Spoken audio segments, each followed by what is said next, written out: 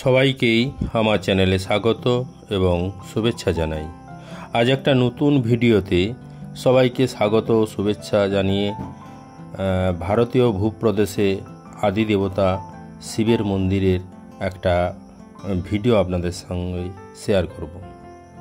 ভারতীয় ভূপ্রদেশে আদি দেবতা শিব অখণ্ড ভারতবর্ষের বিভিন্ন প্রান্তে অতি আদিকাল থেকে স্বয়ম্ভূ শিবের আবির্ভাবের কাহিনী প্রচলিত। পূর্ব মেদিনীপুর জেলার নন্দীগ্রাম ১ নম্বর ব্লকের অন্তর্গত রেয়াপাড়ায় এমনই এক স্বয়ম্ভূ শিবলিঙ্গের কাহিনী এবং মন্দিরটি আজ তোমাদের সামনে দেখাবো। এই মন্দির নিয়ে নানান বিতর্ক থাকলেও ঐতিহাসিক দিক থেকে স্থানটি মধ্যযুগ থেকে আজও দেব সংস্কৃতির পীঠস্থান, এটা অস্বীকার করার উপায় নেই। মূল মন্দিরটি স্বয়ং বিশ্বকর্মা দ্বারা নির্মিত। শ্রুতি অনুযায়ী একদা ঘন জঙ্গলে পরিপূর্ণ এই এলাকায় একাধিক নদী বন্দর ছিল। রেয়াপাড়ার অদূরেই হলদি নদী অবস্থিত। এই হলদি নদী থেকে তাম্রলিপ্ত বন্দর পর্যন্ত ছিল একাধিক বন্দর। সেই সময় বাণিজ্য করতে আসা বহু বণিকের যাতায়াত ছিল এই পথে। সেই রকম এক বণিক স্বপ্নাদেশ পেয়ে এখানে প্রতিষ্ঠিত করেন এই স্বয়ম্ভূ শিবলিঙ্গটির। স্বয়ং বিশ্বকর্মা মন্দিরটি অসম্পূর্ণভাবে নির্মাণ করে অন্তর্হিত হন। পরবর্তীকালে মন্দিরটি জয়নালগিরি নামক এক জমিদার মন্দিরটি সম্পূর্ণ করেন।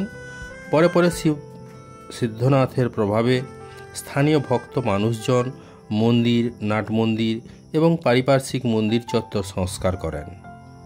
বর্তমানে মন্দিরটি হলদিয়া ডেভেলপমেন্ট অথরিটির অধীন। মন্দিরে পরিচালনার জন্য একটি স্থায়ী কমিটি রয়েছে। মন্দিরের সংলগ্ন ঘেরা প্রাচীরের মধ্যে ঠাকুরের ভোগান্ন রান্নার ঘর, প্রসাদ ঘর রয়েছে।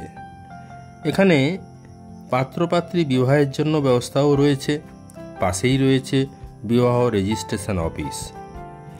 এই মন্দিরে সবচেয়ে যেটা আশ্চর্যের বিষয় সেটা হলো এই মন্দিরে স্বয়ম্ভূ শিবলিঙ্গটি প্রতি বছর এক ধান দৈর্ঘ্য পরিমাণ, একটা ধানের দৈর্ঘ্য যতটুকু হয় সেই পরিমাণ এই শিবলিঙ্গটি বৃদ্ধিপ্রাপ্ত হয়।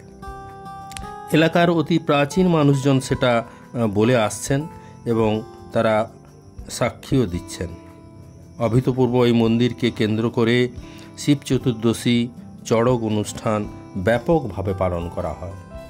মন্দিরটি চওড়ায় 23 ফুট এবং উচ্চতায় 50 ফুট।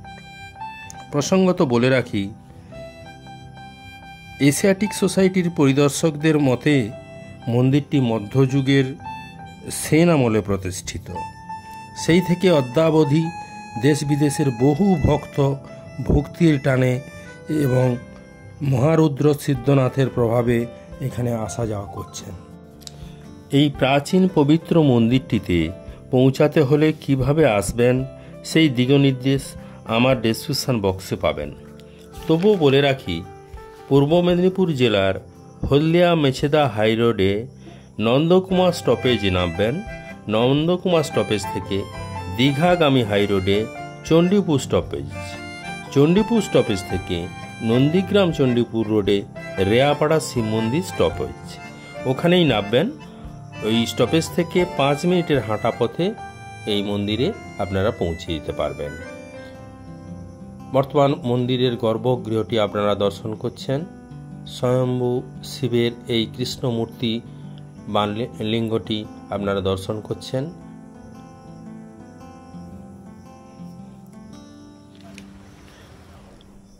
এখানে দুরাগত অতিথিদের জন্য রাত্রিবাসের ব্যবস্থা আছে। এখানে অতিথি নিবাস রয়েছে। যারা রাত্রিবেলা এখানে নিশি যাপন করতে চান তারা এখানে নিশ্চিন্তে থাকতে পারেন। শিবকুণ্ড রয়েছে। এখানে শিবের স্নানীয় জল সংগ্রহ করেন ভক্তরা। এছাড়া রয়েছে শিবের রসকুণ্ড হিসাবে মন্দিরের দক্ষিণ পাশে একটি সরোবর। এখানে সিদ্ধেশ্বরী কালী মন্দির। সিদ্ধেশ্বরী কালী মন্দির এটা বাবার শক্তিপীঠ। তো এখানে সেটাই দেখছেন আপনারা।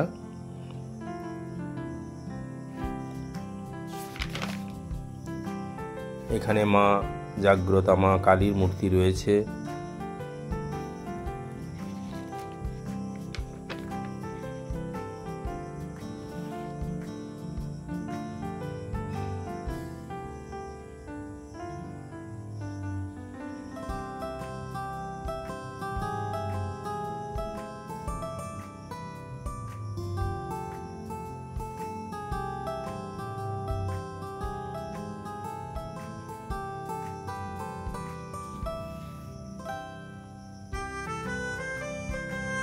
সিদ্ধনাথ মহারুদ্র শিব মন্দিরের শক্তিপীঠ সিদ্ধেশ্বরী কালী মন্দির।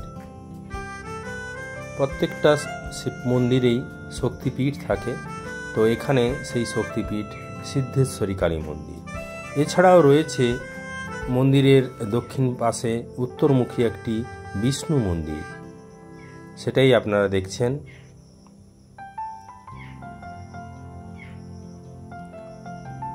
অপূর্ব সুন্দর বিষ্ণু এবং নারায়ণীর মূর্তি এখানে রয়েছে, তাই আপনারা দর্শন করছেন।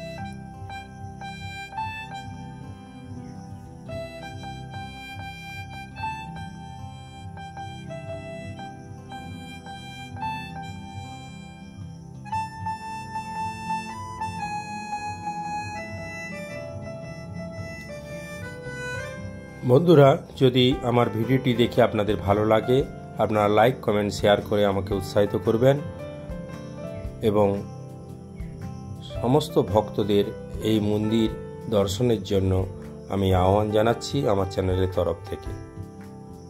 শুভেচ্ছা এবং ধন্যবাদ সবাইকে।